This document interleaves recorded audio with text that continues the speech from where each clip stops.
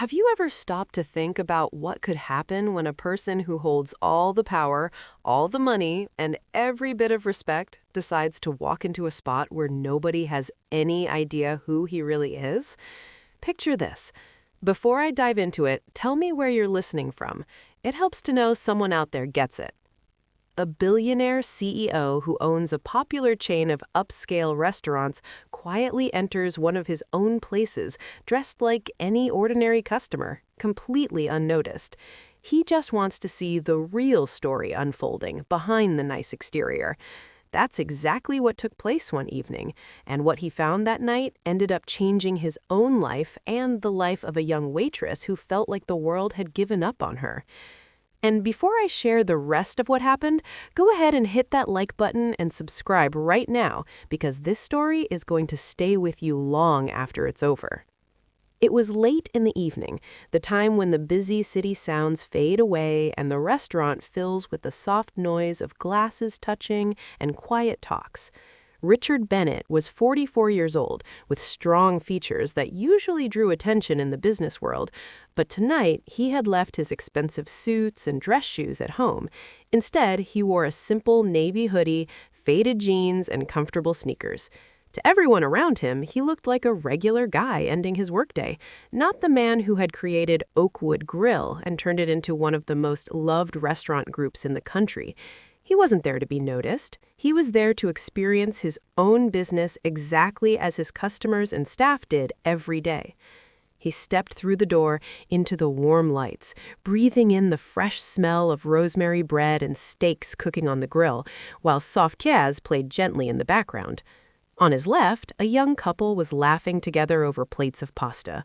On his right, an older man sat by himself with a newspaper and a glass of red wine. At first glance, everything looked just right, exactly the way his managers always described it in their reports. Then his eyes moved to the far side of the dining room. There, a young waitress stood leaning against the wall. She held her notepad tightly in hands that were shaking, and her eyes were bright with tears she was trying hard to hide. The way she quickly brushed her face and forced a smile every time a customer looked her way really caught his attention. She could not have been more than 24, but her tired eyes showed she had already faced more than most people her age. Her dark hair was pulled back in a simple bun with a few loose strands in front. Her uniform was clean and neat, yet her shoulders drooped, as if she carried a heavy load no one else could see. Richard picked a table in her section, feeling drawn to find out what was really going on. She came over with a polite smile and asked in a slightly shaky voice if he would like to see the menu. When she set the glass of water down, her hand trembled. He noticed her wipe her eyes again as she turned away. "Are you all right?" he asked gently, speaking with real concern. She paused, her back half turned to him, surprised that anyone had paid attention. For a second, she stayed quiet, then she put on another smile and said, "I'm fine, sir, just tired. It's been a long day, you know?" He nodded, but he could tell she was not telling the full truth.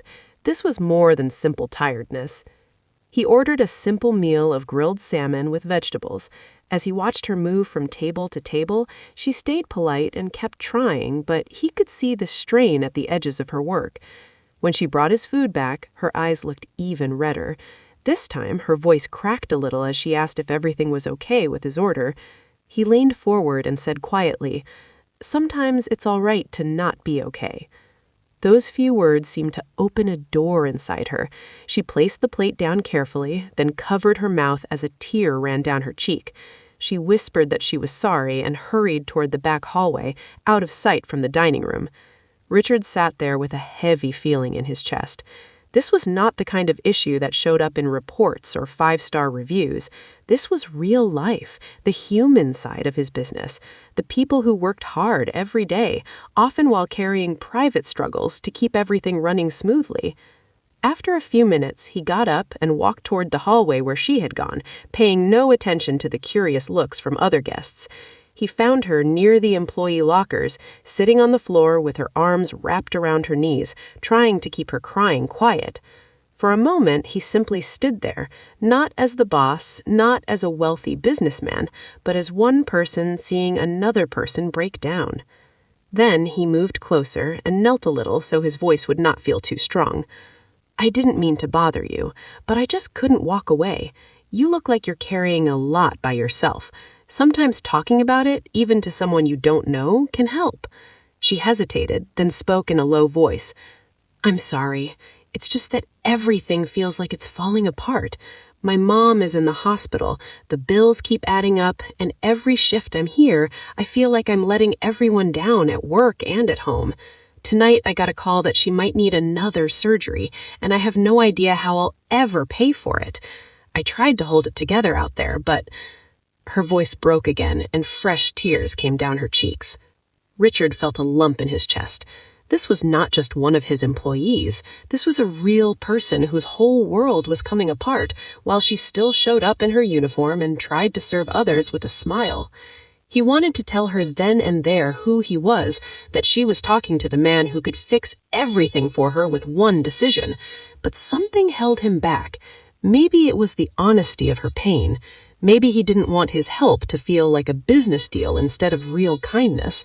So he simply said, You are not failing. You are fighting hard. And sometimes the strongest thing anyone can do is admit they are tired. But you are not alone, even if it feels that way right now. She looked at him, searching his face, maybe wondering why a stranger would care so much. For the first time that night, she gave a small, shaky laugh. You sound like someone who has been through hard times before. He smiled a little and answered, Maybe I have, or maybe I just know what it feels like to be overlooked.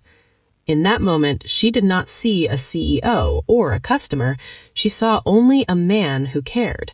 And for Richard, that was enough. But inside, he knew this was just the start. What he had learned tonight was bigger than one waitress in tears. It was a clear reminder of why he had opened his restaurants in the first place, not only to serve great food, but to serve the people who made it all possible. He decided he would come back, not just the next day, but again and again, until he truly understood every part of what was happening here. Because behind the tears of this one young woman, he believed there were many more stories waiting to be heard and many more lives that could be helped. And if you have stayed with me through this first part of the story, don't forget to like this video and subscribe, because what happens next is going to surprise you and lift your spirits even more. The next evening, Richard came back again, still blending in with the regular crowd. But this time, after her shift ended, he asked the young waitress to step aside for a moment. With calm eyes and a kind smile, he finally told her the truth. He was not just any customer. He was Richard Bennett, the CEO of the very restaurant she worked. She froze, her mouth open in shock, not sure whether to apologize or start crying again. But instead of any criticism, he handed her a card and said, Your hard work and dedication really inspire me. From now on, your mother's medical bills will be taken care of completely. You can focus on her and on yourself. Tears ran down her cheeks, but this time they came from relief and thankfulness. For the first time in years, she felt real hope. And for Richard, it was a powerful reminder that real success is not measured by profits alone, but by the lives of the people around us. Don't forget to like this video and subscribe for more stories like this.